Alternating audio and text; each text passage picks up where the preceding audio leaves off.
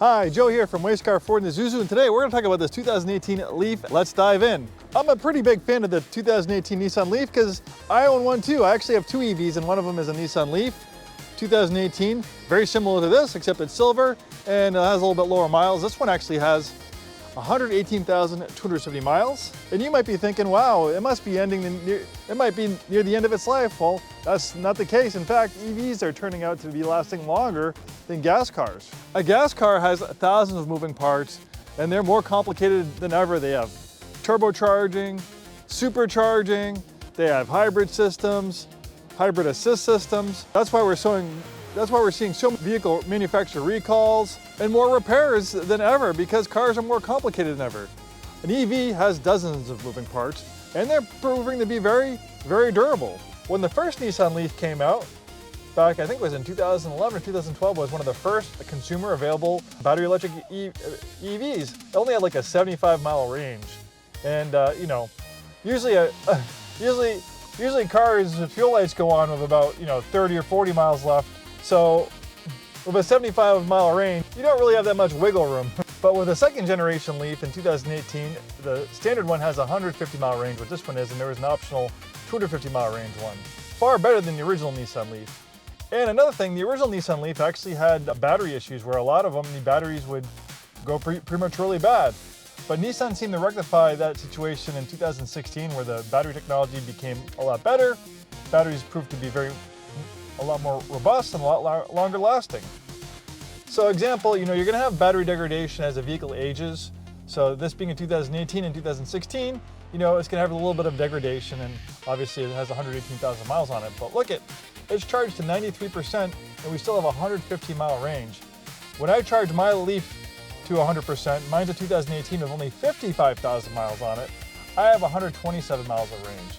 So really, this is only about 10 miles of range down versus my example of half the amount of miles that are on this one. Really, sometimes it's more of the age of the battery versus how many miles are on the battery that cause it to degrade.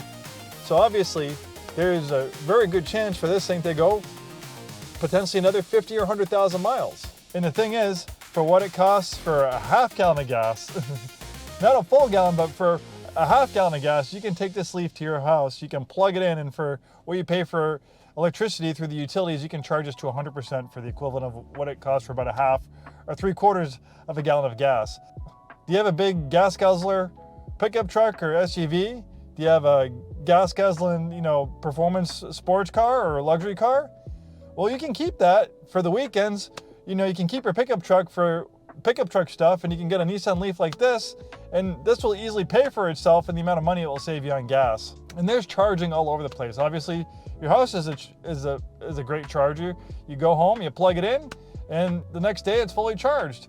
And my wife primarily drives a Leaf.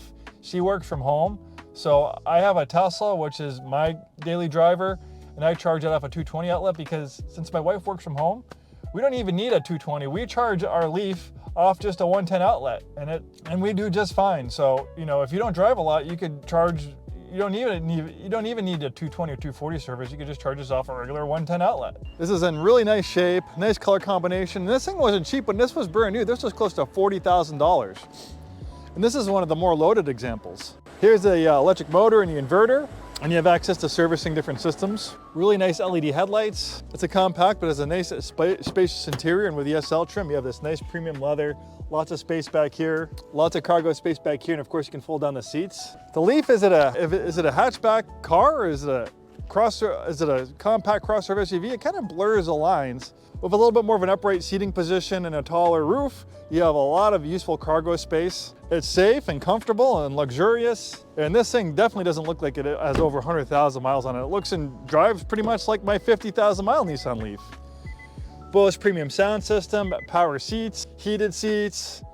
You can put it in eco mode. That'll calibrate the vehicle for more economical driving. And this is the e-pedal. The e-pedal is nice because it makes the regenerative braking a lot more aggressive. So pretty much you can just drive with one pedal. You can drive, and so for instance, with the e-pedal on, I just hit the accelerator, I take my foot off the accelerator, and it comes down all the way to a complete stop. So some people, who are used to driving gas cars, we're used to the way gas cars behave, but we need to calibrate our brains to start understanding how EVs behave.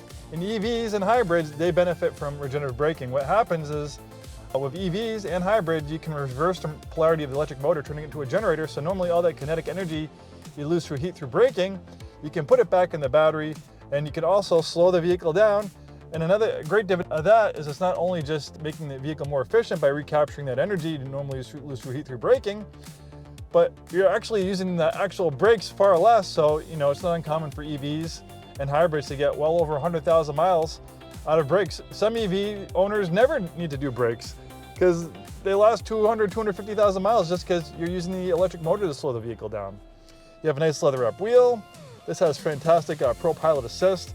So you have a steering assist, adaptive cruise control, heated steering wheel, navigation, auto climate control, rear parking camera, overhead camera, electronic parking brake.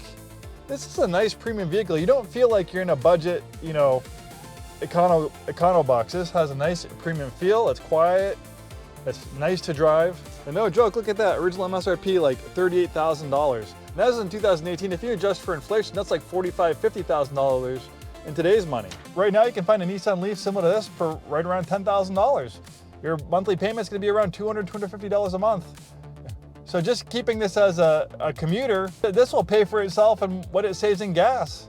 And then you can have your nice gas guzzling car for the weekends, camping, towing the boat, going to the dump, tailgate parties, towing your travel trailer. Doesn't make sense to have a big, with gas $5, $6 a gallon these days, unless you're rich, it doesn't make sense to commute in a big, giant truck or SUV that gets 15 miles per gallon when it's just you. It makes more sense to have something like this. And obviously the Nissan Leaf has my stamp of approval. I've bought and sold hundreds of EVs over the years. I've been in the car business 30 years. I love gas cars. I have a big 12-passenger van. I love a V8 Mustang with a manual transmission, but with gas, $5, $6 a gallon. And on top of that, no maintenance. That's the other thing. There's very little maintenance required. Tires, cabin filter, that's pretty much it. No big 30, 60, 90K services, no oil changes, so you're also gonna save money with maintenance. Well, thanks so much for taking the time today to watch this video. My name is Joe, Way Scarff Way, Isuzu, in business since 1922. If you enjoyed this content, please like and subscribe, and we'll see you next time.